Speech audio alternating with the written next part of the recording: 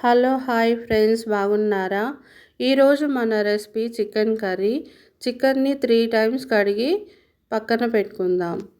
చికెన్కి కావాల్సిన పదార్థాలు: ఒక 3 ఆనియన్స్, పచ్చిమిర్చి, సాజీరా, ఒక 2 ఇలాచీలు, ఒక 3 లవంగాలు, ఒక 3 దాల్చిన చెక్క, కొంచెం కలమాకు, కొంచెం పుదీనా. ఇప్పుడు మనం స్టవ్ వెలిగించుకొని ఒక పాత్ర పెట్టుకుందాం. పాత్ర కొంచెం వేడైన తర్వాత అందులో ఒక 4 గరిటెల ఆయిల్ వేసుకుందాం. నాన్ వెజ్లో ఆయిల్ ఎక్కువగా ఉంటేనే బాగుంటుంది. ఆయిల్ వేసుకొని కాసేపు వేడైన తర్వాత అందులో మనం ఇందాక తీసుకున్న మసాలా దినుసులన్నీ వేసుకుందాము. సాజీరా, ఇలాచి, లవంగ, పట్ట అవన్నీ వేసుకొని వేయించుకుందాం. మసాలా అన్నీ వేగిన తర్వాత పచ్చిమిర్చి వేసుకొని ఆనియన్ కూడా వేసుకుందాం. ఆనియన్, పచ్చిమిర్చి 2 వేసుకొని కాసేపు పచ్చి వాసన పోయేదాకా వేయించుకుందాం.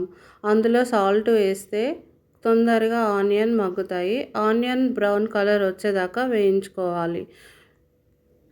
ఆనియన్ ఫ్రై అయిన తర్వాత ఇప్పుడు మనం ఇందులో 1 స్పూను అల్లం వెల్లుల్లి పేస్ట్ వేసుకుందాం.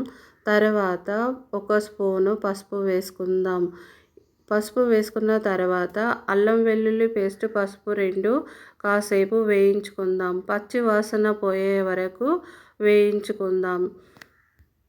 ఇవి వేగిన తర్వాత ఇందులో ఇప్పుడు మనం కొంచెం కలమాకు, కొంచెం కొత్తిమీర వేసుకుందాం. ఆ 2 బాగా కలుపుకొని ఆ 2 బాగా వేగిన తర్వాత ఇప్పుడు మనం ఇందులో చికెన్ వేసుకుందాం. చికెన్ వేసుకొని బాగా కలుపుకుందాం. చికెన్ అంతా బాగా కలిసేదాకా కలుపుకుంటే బాగుంటుంది. అల్లం వెల్లిగడ్డ కూడా అంతా దీనికి బాగా పట్టుకుంటుంది. చికెన్లో వాటర్ అంతా ఇవి ఇంకిపోయే వరకు ఇప్పుడు కాసేపు మూత పెట్టి మగ్గించుకుందాం. ఇప్పుడు చికెన్ బాగా మగ్గిపోయింది. ఇందులో 1 టీ స్పూను ధనియాల పొడి, 1 టీ స్పూను చికెన్ మసాలా వేసి కలుపుకొని మళ్ళీ కాసేపు మగ్గించుకుందాం. చికెన్ కొంచెం ఉడికిపోయింది.